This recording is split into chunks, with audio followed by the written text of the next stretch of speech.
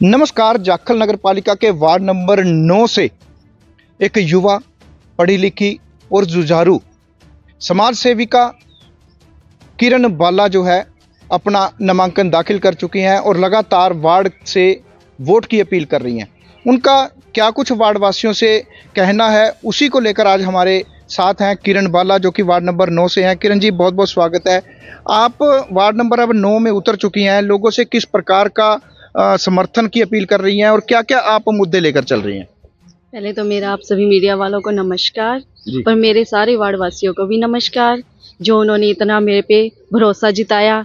नगर जो मेरे को इसका कुछ नहीं पता था, आज उन्होंने अपना ही मेरे को अपने सिर पे बिठाया, भी ताज बनाया है, तो मैं ये ताज भी उनके ही सिर पे रखती हूँ। ये मेरा नहीं है, ये उनका ही ताज है। अगर कल को हम जीतते हैं तो ये ताज उनके ही सिर पे जाएगा, मेरे सिर पे नहीं।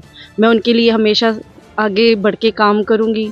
जैसी उनकी अपनी गलियों की समस्या है, सारी गली में सीवरेज है, वो सारे बिखरे, जैसे पानी निकलता है गंदा, बच्चे वहाँ पे खेलते हैं, वो बच्चों को फिर बीमारियां भी लगती हैं, क्योंकि आजकल जब हम अपने बच्चों का ही नहीं केयर कर सकते तो फिर आने वाली युवा को कहाँ से रखेंगी। इसलिए मैं कहती हूँ कि आप एक बार मेरे को जिताएं और फिर उसके बाद आप सारे मिलके अपना काम करेंगे। आपको और क्या क्या लगता है कि आपके वार्ड में जो समस्याएं हैं, जैसे नशाखोरी की बात करें या फिर चोरियों की बात करें या फिर सीवरेज की बात करें, तो क्या क्या और समस्याएं हैं जो लोगों ने आपके बताई हैं और कैसे आप उसका हल करने का प्रयास कर रही हैं?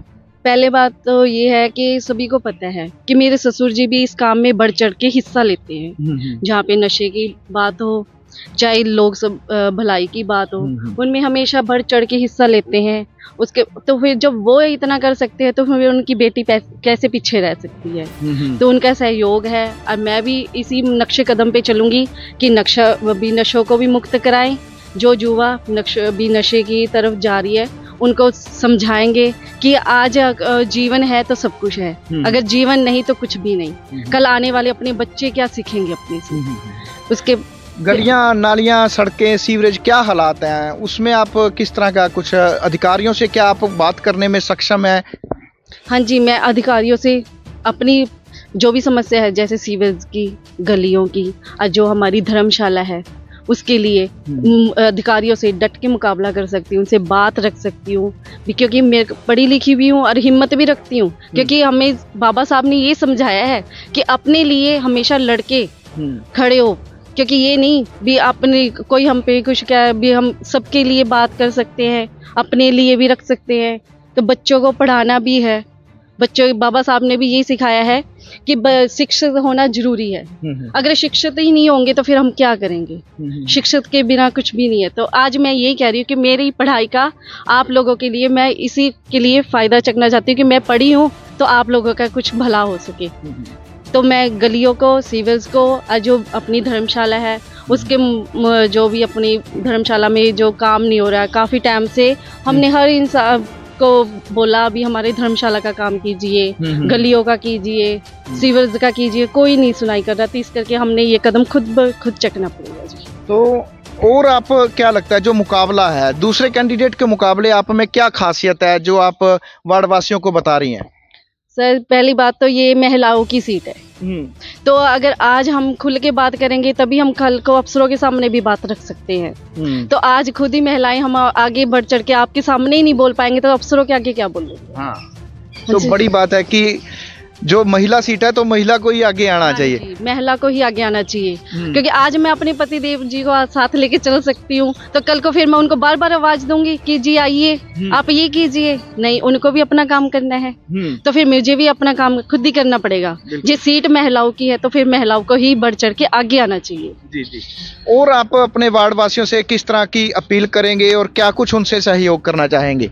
मैं सभी अपने वार्ड वासियों से कहना चाहती हूँ कि मेरे को एक एक अपना कीमती वोट देके जिताएं, ताकि हम सारे रल मिलके अपने नगर का सुधार कर सकें। जो हमारा गांव पिछड़ा हुआ है उसको हम बढ़ा चढ़ा के आगे लेके आ सके।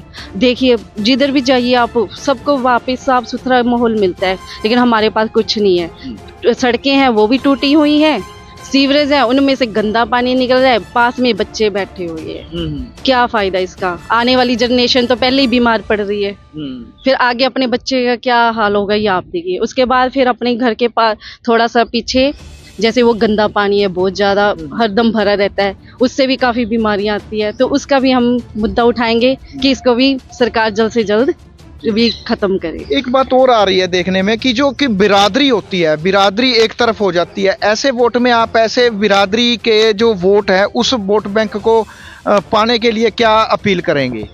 मैं तो सिर्फ यही कहना चाहूंगी कि आप बरादरी को मत देखिए, आप ये देखिए कि जो आज लड़ सकती है तो वो कल आपके लिए खड़ी नहीं होगी क्या? वो अफसरों के साथ जाके बातें नहीं करेगी? जो आज आपके लिए आज मीडिया के सामने बोल सकती है तो वो अफसरों से बोलने से झिझकाएगी? बिल्कुल भी नहीं। मैं तो बढ़ चढ़ के उनके सामने डट के कह सकती हूँ भी हमारा ये काम है तो क्यों नहीं हुआ? क्या जब हमारे ये आ चुका है, अभी हमारा ये काम होना चाहिए तो इतना टाइम क्यों लग रहा है? इसको जल्द से जल्द कंप्लीट करके दीजिए, क्योंकि जनता भी सबको उठाती है। सरकार से भी मैं सीधी बात कर सकती हूँ भी हमारा काम क्यों नहीं हो रहा है। तो बहुत बहुत धन्यवाद। ये थी हमारे साथ वार्ड नंबर 9 से किरण बाला, जिसकी काबिलियत की बात करें तो वो एक ग्रेजुएट हैं और एक पढ़ी लिखी और समझदार होने के नाते अपने वार्ड का पूर्ण तौर पर निष्पक्ष भाव से एक सेवा भाव के तहत विकास कार्य करवाने का भाव रखती हैं। फिलहाल उनकी वार्ड वासियों से यही अपील है कि वह अपना वोट जो है सोच समझ कर दें। और ऐसे में अब किरण बाला को अपने वार्ड वासियों का कितना प्यार और समर्थन मिल पाता है यह तो देखने वाली बात होगी। लेकिन किरण बाला जिस प्रकार से इस चुनाव मैदान में आगे बढ़ रही हैं उससे उनके पूरे हौसले बुलंद दिखाई दे रहे हैं। ऐसी तमाम खास कवरेज और जानकारी के लिए जुड़े रहिए ऑन द स्पॉट न्यूज के साथ। बहुत बहुत धन्यवाद।